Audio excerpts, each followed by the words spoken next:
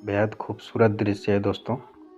नंदगांव की पहाड़ी की चोटी पर बसा हुआ विराजमान नंद बाबा मंदिर और यहाँ पे आए हुए श्रद्धालुओं का आनंद देखें दोस्तों। बिल्कुल हर्षोल्लास का माहौल बना हुआ है दोस्तों। हर श्रद्धालु अपने अपने अंदाज में थिरक रहा है और भीड़ भी है दोस्तों मंदिर के अंदर। आप देख सकते हैं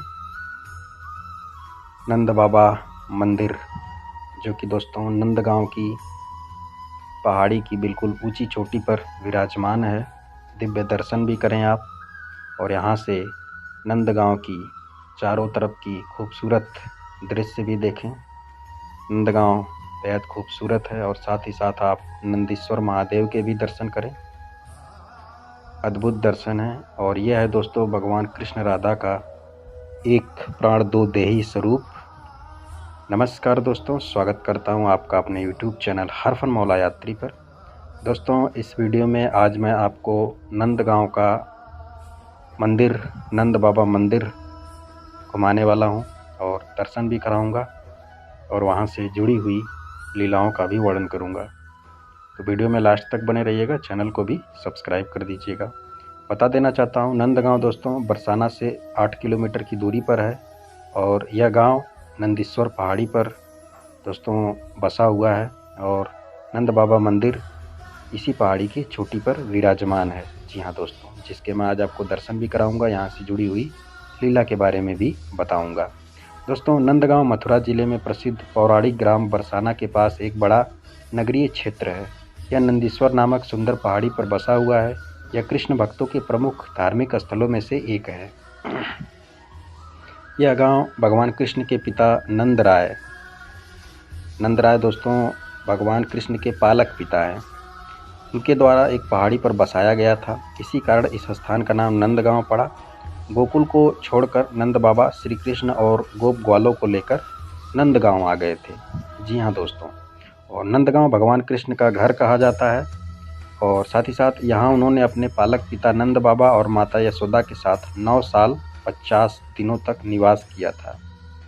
क्योंकि दोस्तों यह स्थान भगवान कृष्ण के लिए बिल्कुल सेफ था, सुरक्षित था। क्योंकि सांडिल्य मुनि थे, उन्होंने दोस्तों कंस के राक्षसों को श्राप दिया था कि यदि वे नंदीश्वर पहाड़ी में या फिर नंदगांव में प्रवेश करेंगे तो वे पत्थर में बदल जाएंगे।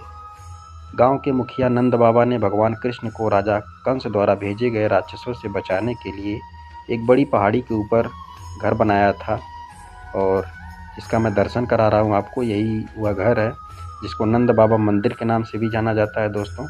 और यहाँ पे आए हुए श्रद्धालु किस प्रकार हर्षोल्लास के साथ दोस्तों थिरक रहे हैं, नाच रहे हैं और मंदिर का सुंदर दृश्य भी आप देखें।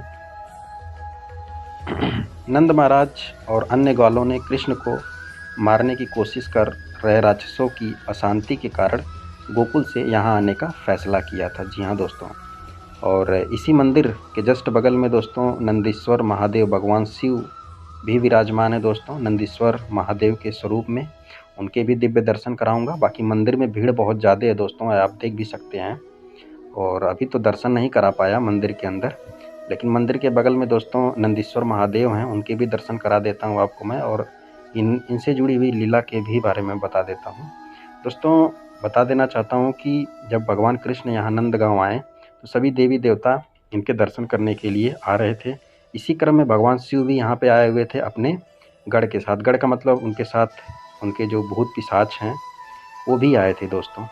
और भगवान कृष्ण का रूप बिल्कुल भयंकर था, खतरनाक, और उनके साथ उनके जो गढ़ भूत पिशाच थे दोस्तों वो भी आए हुए थे। उनका रूप तो पूछिए मत कितना भयंकर होता है।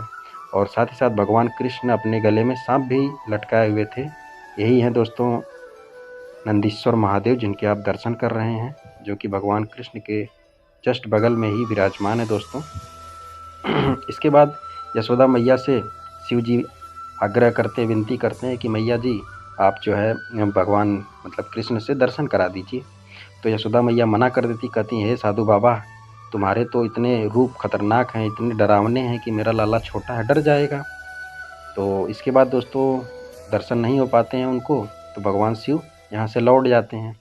लौट करके दोस्तों यहाँ से 3 किलोमीटर दूर जो है एक आशेश्वर महादेव मंदिर है, जिसका वीडियो ऑलरेडी चैनल पर अपलोड है।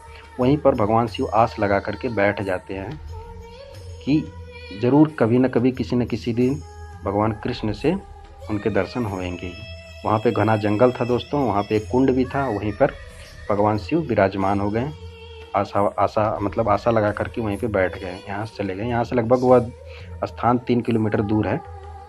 इसके बाद दोस्तों जब कृष्ण जी को पता चला तो उन्होंने ऐसी लीला रची कि वो ज़ोर ज़ोर से रोने लगते हैं। जब भगवान शिव जो कि साधु बाबा के भेष में आए हुए थे, जब यहाँ से चले गए तो यशोदा मैया परेशान हो गई। वह गोपियों से कहती हैं कि मेरा लाला रो रहा है, वह चुप ही नहीं हो रहा है। तो उनमें से दोस्तों उन गोपियों में एक पुरोहित गोपिका थी।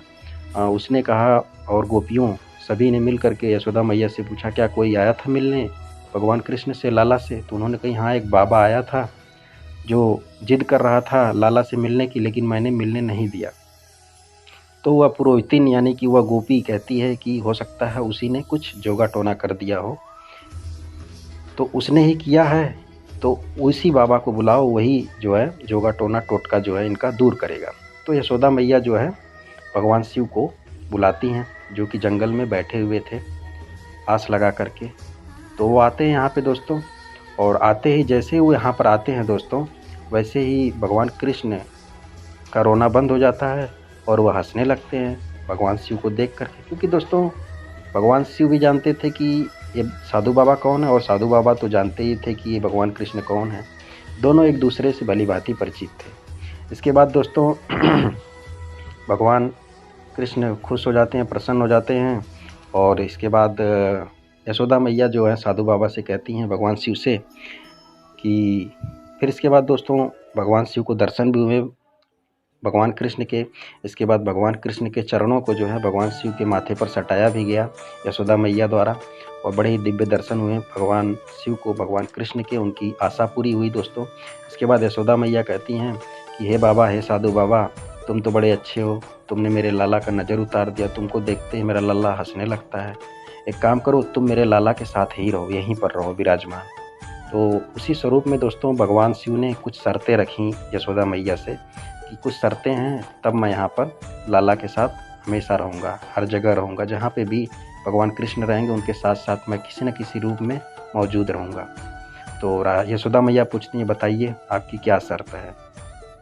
तो दोस्तों जो भगवान शिव ने क्या शर्त रखी, बोले कि जो आपका लाला खावेगा उसी का जूठन मुझको चाहिए प्रसाद के रूप में, और जिस जल से आपका लाला स्नान करेगा फिर उसी जल से मेरा भी अभिषेक होगा। और साथ ही साथ आपका लाला जहाँ जहाँ जावेगा, जहाँ जहाँ लीला करेगा, वहाँ वहाँ मैं किसी न किसी रूप में उसके साथ रहूँगा, उसकी लीला को देखूँगा, उसके साथ साथ रहूँगा। तो ये 3 शर्तें थीं भगवान शिव की, जिसको यशोदा मैया मान गई दोस्तों। इसके बाद भगवान शिव यहाँ पे आज भी नंदीश्वर महादेव के रूप में विराजमान है दोस्तों, जिनके दर्शन करने के लिए श्रद्धालु आते हैं दोस्तों। तो ये लीला थी दोस्तों नंदीश्वर महादेव की। और यहीं पे दोस्तों एक मंदिर है, एक प्राण दो देही मंदिर, जिसके साथ में आपको दर्शन कराया। तो अभी चलिए इसी मंदिर में आ चुका हूँ, एक प्राण दो देही मंदिर में। इसमें दोस्तों भगवान कृष्ण राधा के एक प्राण दो देही स्वरूप को देखिए। अलौकिक रूप में भगवान कृष्ण राधा एक प्राण दो देही हैं। जी हाँ दोस्तों, अभी दर्शन भी कराता हूँ। एक ऐसी प्रतिमा है दोस्तों, यहाँ पे भी आप नंदीश्वर महादेव के दर्शन करें। जैसा कि मैंने बताया दोस्तों, भगवान शिव हमेशा साथ रहते हैं भगवान कृष्ण के।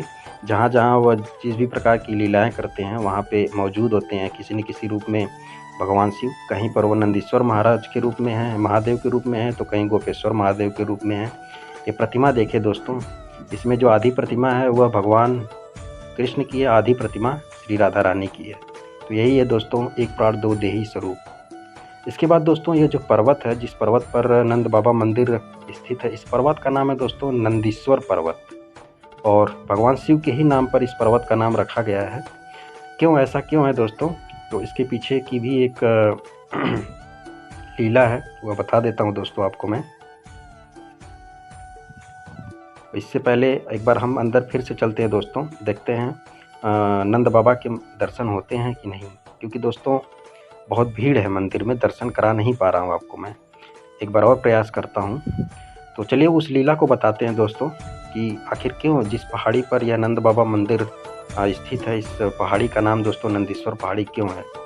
दोस्तों इसी पहाड़ी पर, इसी नंदीश्वर पहाड़ी का यह मुख्य मंदिर है, नंद बाबा मंदिर, और इसे नंदीश्वर पहाड़ी कहा जाता है।